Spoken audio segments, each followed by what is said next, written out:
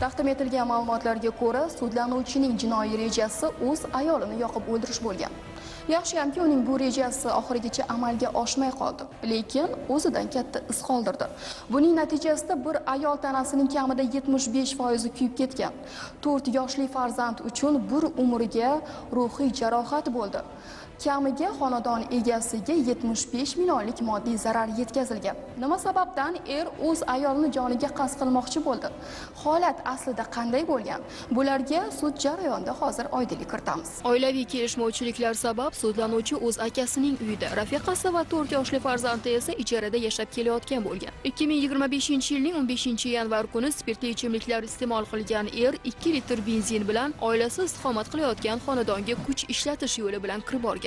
Jabrlanuvchi bugungi kunga qadar 5 marotaba jarrohlik amaliyotini boshidan o'tkazgan bo'lsa-da, hali ham ahvoli og'ir deydi uning qonuniy vakili. Og'ir ahvoli, og'ir.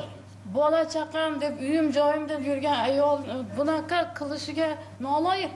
Jinoyat qanchalik og'ir yoki yengil bo'lishidan qat'iy nazar, agar u sodir etilgan bo'lsa, javobgarlik muqarrar. Qonun oldida hech kim jazodan mustasno emas. Mazkur holat yuzasidan ham sud tomonidan hukm chiqarildi. O'zbekiston Respublikasi nomidan hukm. Sudlanuvchi O'zbekiston Respublikasi Jinoyat kodeksi 25-97-moddasi 2-qismining DJ bandlari va 173-moddasi 2-qismining B bandidan nazarda tutilgan jinoyatlarni sodir etishda aybdor deb topilsin. Unga O'zbekiston Respublikasi Jinoyat kodeksi 25-97-moddasi 2-qismining DJ bandlari bilan 17 yil muddatga ozodlikdan mahrum qilish jazosi. Jinoyat kodeksi 173-moddasi 2-qismining B bandi bilan 2 yil muddatga ozodlikdan mahrum qilish jazosi tayinlansin.